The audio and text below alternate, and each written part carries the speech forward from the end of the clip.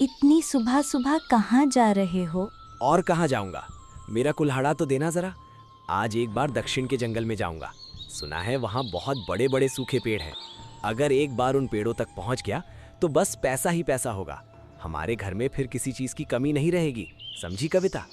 नहीं नहीं, मैं तुम्हें वहाँ नहीं जाने दूंगी। सुना है वहाँ बाघ और भालू रहते हैं। कैसी बातें करती हो? वो सब लोगों की बनाई हुई कहानियां हैं। और वैसे भी जब अपने पेट का खाना ही नहीं जुटा पा रहे हैं तो क्या पता खुद ही किसी और का खाना बन जाए। सुबह सुबह ऐसी अपशकुन वाली बातें मत कहो। अच्छा ठीक है, अब मेरा कुल्हाड़ा तो दो। आजकल गांव में वैसे भी ज्यादा पेड़ दिखाई नहीं देते, बस घर ही घर बन गए हैं। अगर दक्षिण के जंगल में अच्छा लकड़ी मिल गया तो कुछ पैसे मिल जाएंगे। ये लो तुम्हारा कुल्हाड़ा, लेकिन सुबह सुबह लकड़ी काट कर जल्दी घर वापस आ जाना, नहीं तो मुझे बहुत चिंता होगी। ठीक है, ऐसा ही करूंगा। अब मैं चलता हूँ।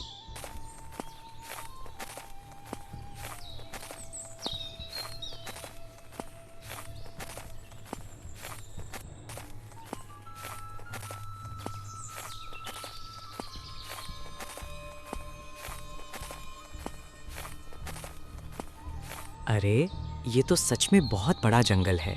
दिन के समय भी कैसा अजीब डर लग रहा है, लेकिन लगता है सच में यहाँ बहुत बड़े बड़े पेड़ हैं। अरे वो देखो, एक बड़ा सूखा पेड़। अगर उसे काट लूँ तो आज का काम हो जाएगा। रामू उस सूखे पेड़ की ओर बढ़ने लगा और समय बर्बाद किए बिना पेड़ के तने को काटने लगा। कौन है वहाँ? आज इस जंगल में कौन आया है? मैं एक लकड़हारा हूँ। बड़ माँ, लकड़ी काटने जंगल आया हूँ। लेकिन आप यहाँ क्या कर रही हैं? मेरा घर इसी जंगल में है, यहीं रहती हूँ मैं। लेकिन मैं एक बड़ी मुसीबत में पड़ गई हूँ बेटा। मुझे मेरा घर ही नहीं मिल रहा, पता नहीं कहाँ खो गया। इतना बड़ा जंगल मैं कहाँ ढूंढूं बेटा? क्या तुम मेरी मदद करोगे मेरा घर ढूंढने में? अजीब बात है, आप इतनी बड़ी जंगल में अकेले कैसे रह सकती हैं? ये बात मुझे विश्वास नहीं हो रही। अच्छा, मेरा मजाक उड़ा रहे हो? उड़ाओ, इस उम्र में शायद यही मेरे भाग्य में था। देखती हूँ ढूंढते ढूंढते मिल जाए। आजकल के ज़माने में कोई किसी की मदद करना ही नहीं चाहता। नहीं नहीं बूढ़ी माँ, मुझे गलत मत समझिए। मैं एक ईमानदार लकड़हारा हूँ। आइए, मैं आपकी मदद करता हूँ घर ढूंढने में। बाद में आकर लकड़ी काट लूँगा। सच बेटा, तुम मुझे मेरा घर ढूंढ कर दोगे। भगवान तुम्हारा भला करे। चलो बेटा, मेरा कुटिया भी देख लेना। यहाँ तो बस एक ही कुटिया है, ढूंढने में ज़्यादा परेशानी नहीं होगी। तुम ढूंढ लोगे। ठीक है, चलिए बूढ़ी माँ। रामू उस बुढ़िया के साथ चलने लगा और उसकी कुटिया को ढूंढने लगा। क्या हुआ बूढ़ी माँ, आपका घर कहाँ है? रास्ता तो खत्म ही नहीं हो रहा। मुझे वापस जाकर लकड़ी भी काटनी है। तुम्हें बहुत परेशानी दे दी बेटा। बस थोड़ा और चलेंगे तो शायद मिल जाएगा। चलो, इस उम्र में अकेले चलना मुश्किल होता है। रामू बूढ़ी माँ की बात टाल नहीं सका और चलता रहा। थोड़ी दूर जाने के बाद रामू की नज़र एक पुराने राजमहल पर पड़ी। अरे बूढ़ी माँ, आपने तो कहा था एक छोटी कुटिया, लेकिन यहाँ तो एक पुराना राजमहल है। ऐसा घर मैंने जंगल में कभी नहीं देखा। क्या हुआ? सिर्फ बाहर से ही देखोगे या अंदर भी चलोगे? नहीं, मेरा मतलब। अब इतना दूर आए हो तो अंदर भी चलो। रामू उस पुराने राजमहल के अंदर जाने लगा। जैसे ही वो अंदर पहुंचा, उस बुढ़िया का रूप अचानक बदल गया और वो एक भयानक राक्षस बन गई। अरे भगवान, ये मैं क्या देख रहा हूँ? क्या हुआ लकड़हारे? मुझे देखकर डर गया, लेकिन डरने से क्या होगा? अब तुझे यहीं रहना होगा। चल मेरे साथ। नहीं, मुझे छोड़ दो। ऐसा नहीं हो सकता। बड़ी मुश्किल से तुझे पकड़ा है। आज रात का भोजन तू ही बनेगा। हे विधाता, मेरे साथ क्या हो रहा है? क्या मैं कभी अपने घर वापस नहीं जा पाऊंगा? मेरी पत्नी भूखे मर रही है। मैं यहाँ से कैसे जाऊं? मुझे कोई एक रास्ता तो बता दो। हे विधाता, मेरी मदद करो। मैं यहाँ से कैसे निकलूं? मेरे पास तो कुछ भी नहीं है। कुछ देर बाद रामू अपने हाथ में पकड़े कुल्हाड़े को देखकर सोचने लगा। अगर इस कुल्हाड़े से उस लोहे के दरवाजे को तोड़ पाता। नहीं, मुझे कोशिश करनी ही होगी, नहीं तो आज रात उस राक्षस का खाना बन जाऊंगा। रामू डर के मारे उस लोहे के दरवाजे को तोड़ने की कोशिश करने लगा। अरे ये लोहे के दरवाजे तो बहुत मजबूत हैं। अब क्या करूं? मिल गया। अगर इस दीवार को तोड़ दूं तो शायद कोई रास्ता मिल जाए। अरे मिल गया। धन्यवाद भगवान, आपने मुझे रास्ता दिखाया। देखता हूँ इस रास्ते से बाहर निकल सकता हूँ या नहीं। अरे ये क्या? ये तो इंसानों के कंकाल लग रहे हैं। मैं कहाँ आ गया? क्या ये उस राक्षस का भोजनालय है? इसका मतलब उस राक्षस ने इन लोगों को खा लिया। कौन है वहाँ? इतने दिनों बाद कौन आया है? अरे अब कौन बोल रहा है? कहीं वो राक्षस तो नहीं? मैंने कुछ नहीं किया, मुझे छोड़ दो। डरो मत लकड़हारे, मैं एक जादुई पक्षी हूँ। मैं इसी राजमहल में रहता हूँ। लेकिन तुम यहाँ कैसे आए? रामू ने उसे सारी कहानी बता दी।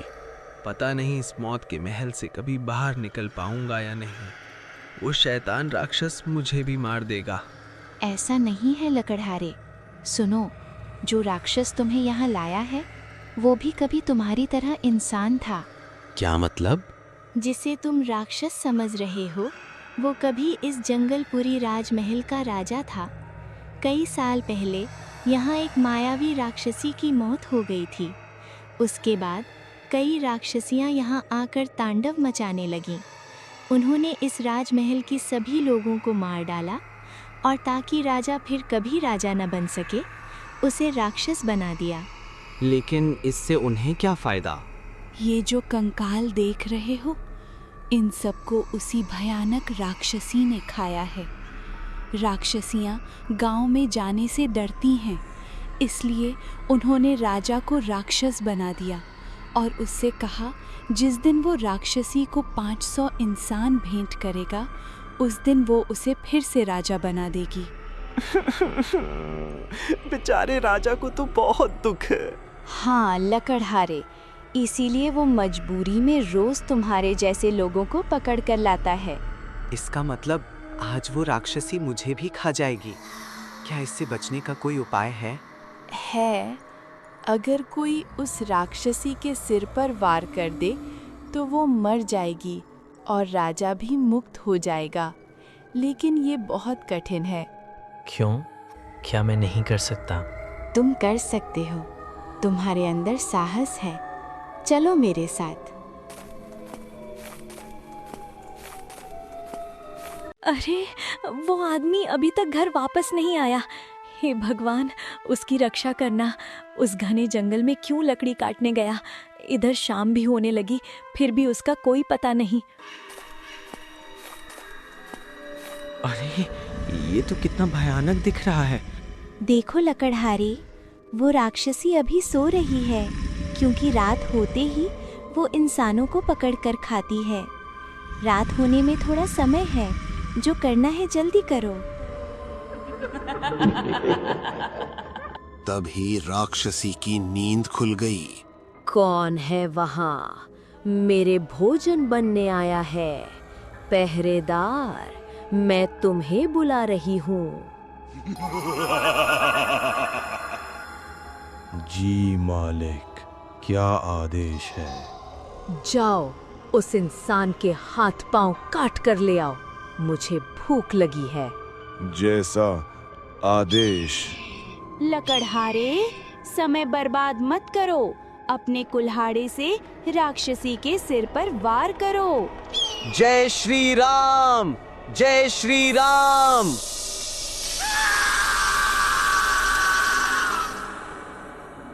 रामू ने कुल्हाड़े से राक्षसी के सिर पर जोरदार वार किया और वो तुरंत मर गई। उसी समय राक्षस फिर से अपने असली रूप में राजा बन गया। सच में लकड़हारे, तुम एक सच्चे इंसान हो, इसलिए राक्षसी की मृत्यु हुई। धन्यवाद लकड़हारे, आज तुम्हारी वजह से मैं राक्षसी के श्राप से मुक्त हो गया। मुझे धन्यवाद मत दीजिए राजा मशाय, मैं तो एक साधारण लकड़हारा हूँ। ये तो मेरी ईमानदारी की परीक्षा थी। तुम सही कहते हो लकड़हारे। तुम्हारी ईमानदारी के पुरस्कार के रूप में मैं तुम्हें इस जंगलपुरी राज्य का राजा घोषित करता हूँ। आज से तुम ही इस राज्य के राजा हो। आपका एक लाइक हमें बहुत प्रेरणा देता है, इसलिए अगर वीडियो आपको अच्छा लगा हो तो इसे लाइक करें, कमेंट करके अपनी राय जरूर बताएं और ऐसे ही और कहानियां देखने के लिए चैनल को सब्सक्राइब करके हमारे साथ बने रहें।